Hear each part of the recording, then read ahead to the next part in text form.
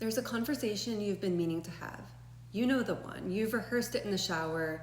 You've drafted the text and deleted it. You've practiced the opening line in the car. And you still haven't had it. So instead, the thing just sits there. It leaks into your mood. It turns into a little resentment you carry around. And the longer you wait, the bigger and scarier it gets, until a 5-minute conversation feels like a cliff you can't walk up to. Here's what I've come to believe after years of watching people, and myself, avoid these. The hard part of a hard conversation usually isn't the other person. It's the story that we bring into the room and a handful of habits that leak out of us the moment we get nervous. Fix those, and most hard conversations get dramatically easier. Not painless, but possible. I'm Lauren Fine. I'm a physician, an educator, and a life coach. And a big part of both of these jobs, or all of these jobs, is having conversations nobody wants to have and learning how to have them without making them worse. In my last video, we talked about separating fact from story in your own head. This one is about what happens when the story has to leave your head and become words you say to another person. I'll give you 5 moves. Each one is small. Together, they change how the whole conversation goes. So let's start with why we would avoid these in the first place. Because if you don't see the mechanism, you'll keep getting caught by it. You're not actually avoiding the conversation. You're avoiding the story about the conversation. Remember, your mind writes the worst version automatically. They'll be furious. I'll ruin everything. I'll lose them. And then you respond to that story as if it already happened, and you stay quiet to avoid a disaster that exists only in your imagination. Meanwhile, the avoidance has its own cost. And it's bigger than we admit. The unsaid thing doesn't disappear. It ferments. It becomes distance or a snippy comment or a slow resentment that does far more damage to the relationship than the honest conversation ever would have. Silence feels safe in the moment, but over time, it's one of the most expensive choices that we make in our relationships. Now, before the moves, I need to clear up the thing that keeps good people stuck. We've been taught that being direct is the same as being harsh, that if we say the true thing plainly, we're being unkind. So we soften and hedge and bury the point, and we call that being nice. But here's the reframe that changes everything. Clarity is kindness. The kindest thing you can do for someone is let them know where they actually stand with you. Vagueness isn't gentle, it's confusing. It leaves the other person guessing, managing a version of you that isn't quite honest. You can be warm and clear at the same time. In fact, warm and clear is the goal. The problem was never the clarity. It was that we paired honesty with cruelty in our heads and decided we had to choose. You don't. Okay, 5 moves. The first is the foundation for all of the others. Say the true thing. Stop hinting. So many of us don't actually ask for what we want. We hint. We drop a comment and hope it's picked up. We sigh loudly and wait to be asked what's wrong. And then we feel let down when nobody reads the signal. But here's the truth. Hinting isn't asking. A hint requires the other person to do 2 hard things at once. Notice that something is there and correctly decode it. Most people fail at least one. The braver, kinder move is to say it straight. I'd love your help with this. I need an hour to myself tonight. This thing you said has been bothering me. Can we talk about it? Yes, it feels more exposed because a clear ask can be met with a no. But a clear ask is the only thing that can actually be met at all. So whatever you've been hinting at, the move is to just say it. The second move is the other direction.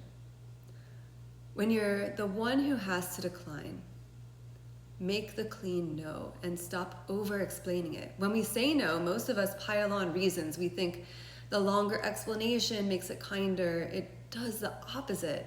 Every reason you add is a handle for the other person to grab, because now there's something to argue with. Oh, you're busy Thursday? What about Friday? You turned your boundary into a negotiation without meaning to. No is a complete sentence. You can be warm about it. I wish I could, but I can't. That doesn't work for me. I'm going to pass on this one. And then, this is the hard part, you stop talking. The silence after a clean no feels unbearable for about 3 seconds, and then it does the work your paragraph of excuses was quietly undoing. The clean no holds. The padded no invites a fight. The third move is for the moment you get caught off guard. Someone puts you on the spot, asks for a favor, a commitment, a yes, right now. And the pressure to answer immediately is enormous. Here's the move. You don't owe anyone a fast answer. Let me think about it and get back to you is a complete reasonable response to almost anything. So is, I need to check a few things first. You're allowed to take the decision out of the heat of the moment and into a calmer one, where you can actually tell whether you want to say yes.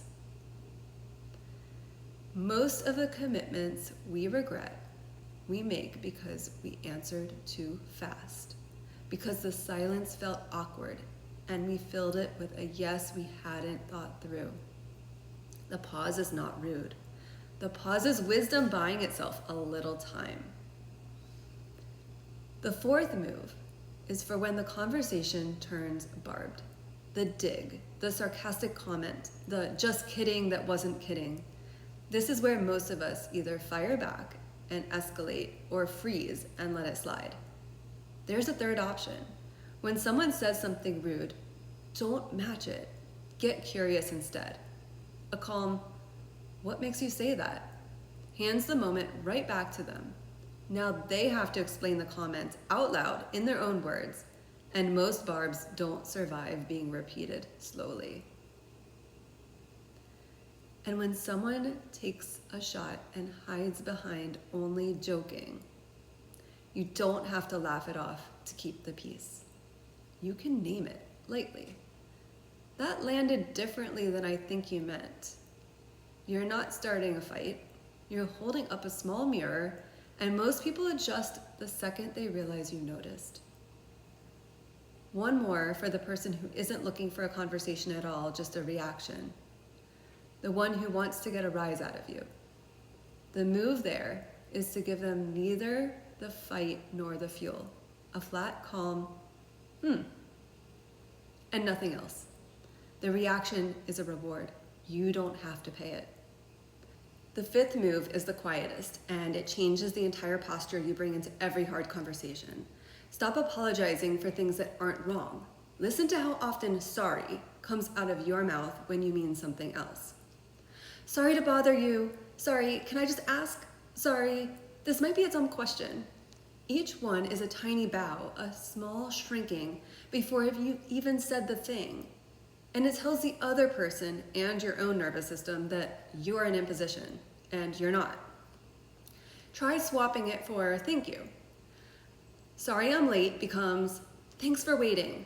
Sorry to take your time becomes thank you for hearing me out. Same moment, completely different posture. One makes you smaller, the other gives the credit to them and lets you walk into the conversation standing at your full height instead of apologizing for taking up space in it. Now, the honest part, because these moves can be misused too. This is not about winning. A hard conversation isn't a battle where the clearest person takes the prize. The goal is honesty, not victory. You can be direct and still be soft. You can hold your no and still care deeply about the person across from you. If you use these to bulldoze, you've missed the point entirely. It's also not about never compromising or never being wrong.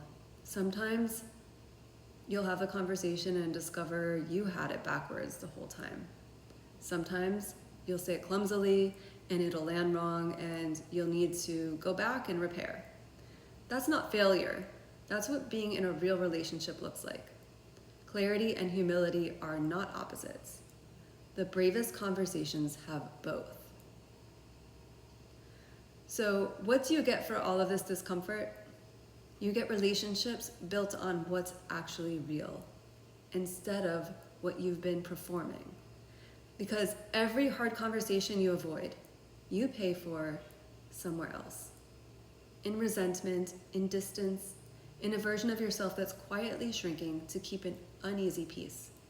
And every hard conversation you have, even imperfectly, buys back a little of that. You stop abandoning yourself to keep other people comfortable. You let the people in your life actually know you, your real yes, your real no, your real ask. The point was never to become someone who loves conflict. It's to stop letting the fear of a conversation decide how you live inside your own relationships. So here are the 5 in one breath. Say the true thing. Stop hinting. Make the clean no. Stop talking. You don't owe a fast answer. And when it gets barbed, get curious instead of reacting. Trade your reflexive sorry for thank you. If you haven't watched the one on fact versus story, start there, because the conversation you're dreading is almost always smaller than the story you've built about it. I'll link it for you. And tell me in the comments, what's the conversation that you've been avoiding?